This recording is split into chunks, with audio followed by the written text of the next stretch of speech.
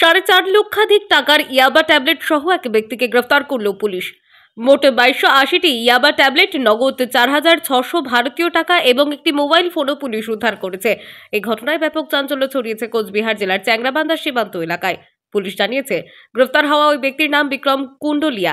সে চ্যাংরাবান্ধা বাজার এলাকার বাসিন্দা। গোপন সূত্রে খবর পেয়ে শনিবার রাতে মেখলিগঞ্জ থানার পুলিশকে নিয়ে ওই ব্যক্তির বাড়িতে অভিযান চালায় মাথাভাঙা অতিরিক্ত পুলিশ সুপার সন্দীপ গড়াই। তার সাথে মেখলিগঞ্জের SDPO Ashis P Subba, OC Manibhushan Sarkar প্রমুখ ছিলেন। ঘটনাস্থলে আসেন বিডিও অরিন্দম মণ্ডল, চ্যাংরাবান্ধা গ্রাম পঞ্চায়েত প্রধান ইলিয়াস রহমান প্রমুখ। বাংলাদেশ সীমান্তবর্তী ওই এলাকার এক বাড়ি থেকে এই ধরনের প্রচুর ট্যাবলেট উদ্ধারের ঘটনায় খবর চাউর হতেই অনেক মানুষের ভিড় জমতে থাকে ওই বাড়িতে। এ নিয়ে তাদের মনে নানা প্রশ্ন উঠতে শুরু করেছে। এর পিছনে বড় কোনো চক্রের হাত রয়েছে কিনা, আর কারা কারা জড়িত রয়েছে ইত্যাদি বিষয়ে তদন্ত শুরু করেছে বলে পুলিশ জানায়। বিষয়টি নিয়ে রবিবার মেখলিগঞ্জ থানায় সাংবাদিক সম্মেলন করে মাথাভাঙার অতিরিক্ত পুলিশ সন্দীপ গড়াই। তিনি বলেন, গোপন সূত্রে খবর পেয়ে শনিবার রাতে চ্যাংরাবান্ধা বাজার এলাকা থেকে 2280টি ইয়াবা ট্যাবলেট সহ এক ব্যক্তিকে গ্রেফতার করা হয়েছে। পুলিশ ঘটনাস্থলে তদন্ত শুরু করেছে। আজকে আমরা একটা প্রেস মিট করেছি। তো ঘটনাটি হলো, গতকাল আমাদের কাছে একটা সোর্স মারফত খবর আসে এবং সেই খবরের বিশেষে ভিত্তি করে আমরা চ্যাংরাবান্ধা বাজার এলাকায় বিক্রম কুণ্ডলিয়া বলে এক ব্যক্তির বাড়িতে আমরা রেড করি। তো মেখলিগঞ্জ থানার পুলিশ রেড করে প্রায় 2280 পিস ইয়াবা ট্যাবলেট রিকভার করেছে।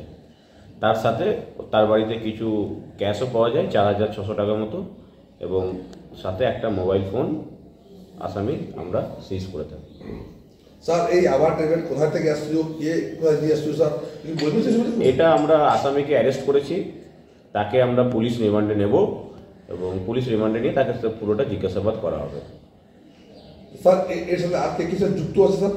এটা আমরা জিজ্ঞাসাবাদ করব, পুরোটা আন্ডার ইনভেস্টিগেশন আছে, তাদেরকে পুলিশ রিমান্ডে নিয়ে পুরোটা আমরা ইনভেস্টিগেট করব। স্যার, এনার আগে তো এনার বাড়িতে মাল পাওয়া গেছে স্যার একবার। এনার আগে একটা প্রিলিমিনারি এনকোয়ারিতে যেটা পেলাম যে উনি 2022 সালে একবার সেম কেসে অ্যারেস্ট হয়েছিলেন। তো সেটা আমাদের ফার্দার এনকোয়ারি আমরা করে দেখব।